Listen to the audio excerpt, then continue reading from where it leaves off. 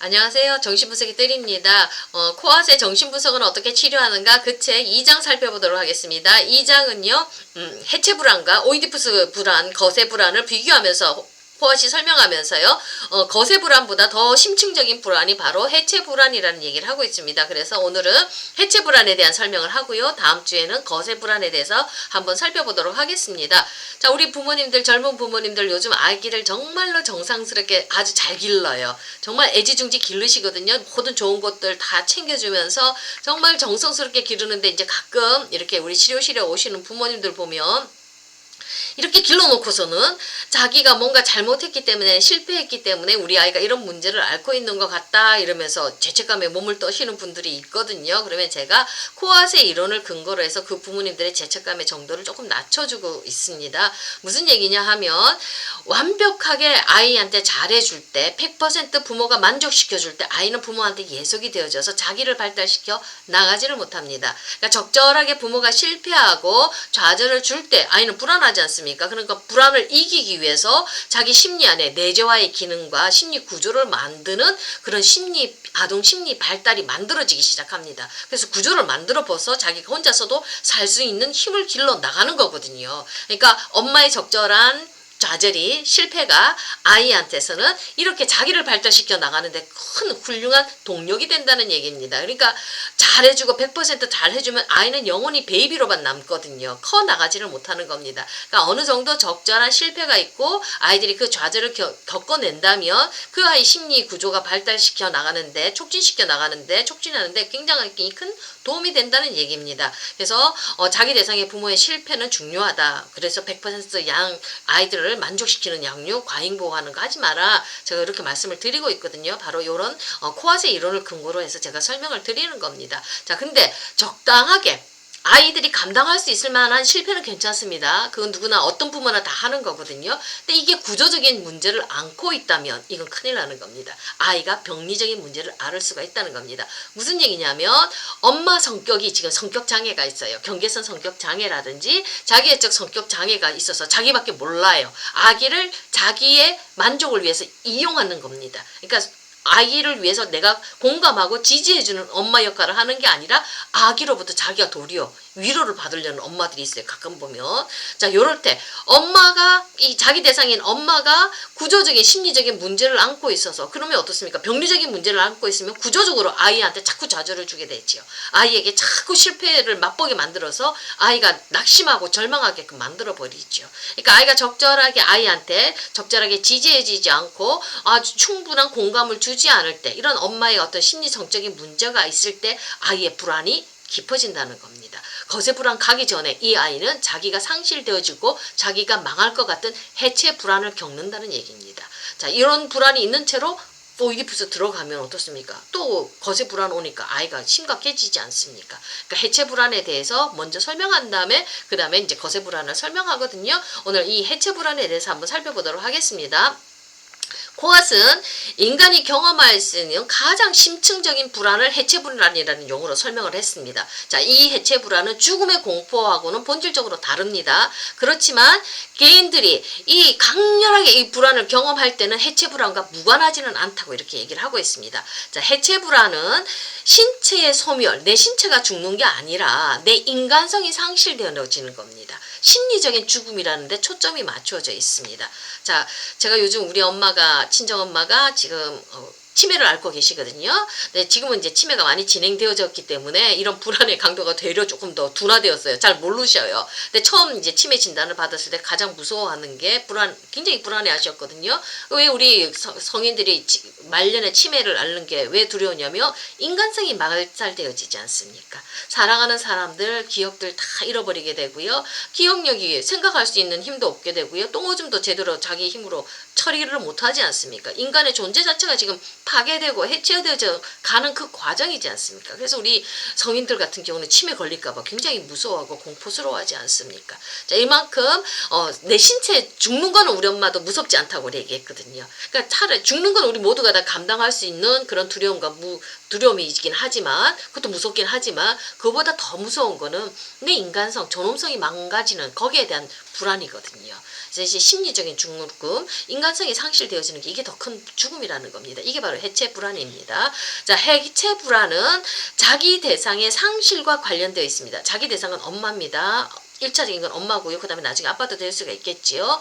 자, 그 부모를 상실하는 것과 관련이 되어 있습니다. 자, 우리는 엄마가 없으면, 자기 대상이 없으면 우리 인간은 자기라는 존재를 만들어내지를 못합니다. 이거는 락강도 그런 얘기를 하거든요. 거울 반영이라고 해서 인간이 처음으로 자기를 만들어지는 거는 엄마의 눈, 엄마의 거울, 그 거울 반영을 통해서 아이가 자기를 만들어 나가거든요. 근데 이 엄마가 없다는 건 자기의 핵을 만들 기초조차도, 베이스조차도 없다는 얘기거든요. 우리는 엄마를 통해서 기쁘다, 즐겁다, 배고프다, 내 욕망을 추구하고 막 울어서 엄마가 채워주면 아, 배고픈 거 이거구나. 그 다음에 이거 엄마가 채워줄 때 만족을 얻으면서 아, 엄마가 사랑을 나한테 공급해 주는구나. 이러면서 관계를 맺으면서 우리가 점점 자기라는 어떤 감을 만들어 나가는 건데, 이 엄마가 없으면, 자기 대상이 없다면 완전 자기 존재가 상실되고 해체되어지죠.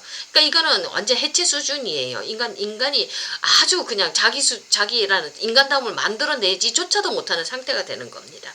자, 이거는 자기 대상이 특히 어렸을 때 공감적인 반응을 해주지 못할 때, 아이를 바라보면서 눈을 따뜻하게 맞추면서 아이의 두려움과 아이의 슬픔과 기쁨과 즐거움에, 쾌락에 공감적으로 반응 못 해줄 때, 자꾸 구조적으로 실패할 때, 이게 이제 심리적인 생존이 불가능한 거거든요.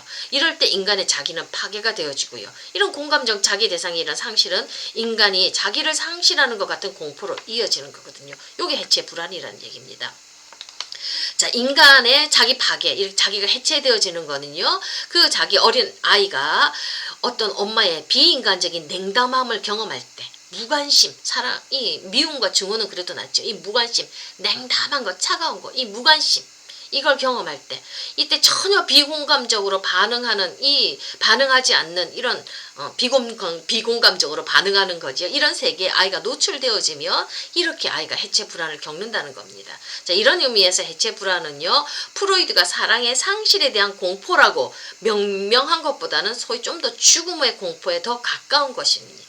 자, 그러나 공포의 대상은 이렇게 신체적 소멸이 아니라고 그랬죠. 우리의 인간성이 영원히 종식될 수밖에 없는 어떤 비인간적인 환경 때문에 경험하게 되는 인간성의 상실, 요게 바로 이 해체 불안이라는 얘기를 하고 있습니다. 자, 해체 불안의 종류에 대해서도 얘기를 했습니다. 첫 번째, 사랑의 상실에 대한 공포도 해체 불안에 들어갑니다. 중요한 이것도 굉장히 중요한 불안이죠. 우리가 사랑하는 사랑의 대상을 상실하는 거, 엄마를 잃어버리고 아빠를 잃어버리고 정말로 무섭지요. 이것도 해체 불안 이어집니다. 그다음에 죽음의 공포, 역시나 또 우리의 신체가 해체되면서 우리 마음이, 우리 인간의 성이 죽는 거니까 이것도 또한 해체 불안의 한 분파에 들어간다고 얘기를 하고 있습니다. 그리고 또 현실과의 접촉 상실에 따른 공포, 그 다음에 정신병에 대한 공포가 있습니다. 우리 정신병자가 되어서 그 정신병을 앓는 거, 정신분열증 환자가 될까 싶은 거 하는 거, 그런 불안이 어쩌든 또 올라오지 않습니까? 이런 거 모든 거 다 자기를 상실하는 해체 불안이라고 이렇게 코앗이 설명을 하고 있는데요. 자, 이 현실과의 접촉 상실에 대한 공포는 우리 현실에서 뭔가 접촉하는 거, 그것을 얘기를 하는 것은 아닙니다. 조금 더 설명하면요, 현실과의 접촉 상실을 이렇게 말하는 게 아니라 자기 응집성, 자기를 유지하고 응집성 있게 자기를 유지하는 데 필요한 공감적인 자기 대상, 그러니까 엄마를 잃어버리는 거, 엄마하고 정서적으로 접촉하는 거, 요걸 상실하는 거, 요걸 얘기를 하고 있습니다. 자, 그러면서 코앗이 이런 예로서 하나 수면장애를 예를 들고 있거든요. 이 책에서. 자, 우리 수면장애 앓는 게 이게 바로 자기 대상 상실에 따른 그런 것들로 인해서 이런 수면장애, 불면증을 앓고 있다고 이렇게 얘기를 하고 있습니다. 우리 그 상담실에도 어린아이들 이렇게 수면장애 때문에 많이 오거든요. 자, 이게 뭐냐면 잠이 드는 동안에 나를 지켜주고 나와 관계를 맺는 그런 자기 대상을 내가 잃어버리지 않습니까? 캄캄한 세상으로 들어가잖아요. 꿈에는 나 혼자 들어가는 거잖아요. 밤 잠을 잔다는 건 홀로 그 세계로 들어가는 거거든요. 그러니까 엄마를 잃어버릴 수 있잖아요. 그러니까 그렇게 불안이 확 올라오는 거지요. 잠이 드는 동안에 공감적으로 반응해주는 그런 자기 대상의 존재를 박탈당하는 거에 대한 두려움 때문에 잠을 못 들어가는 겁니다. 애들이 그래서 안 자려고 그래요. 잠자는 시간을 자꾸 늦추고요. 힘들어해요, 아이들이. 그런 아이들이 또 수면의 질도 안 좋습니다.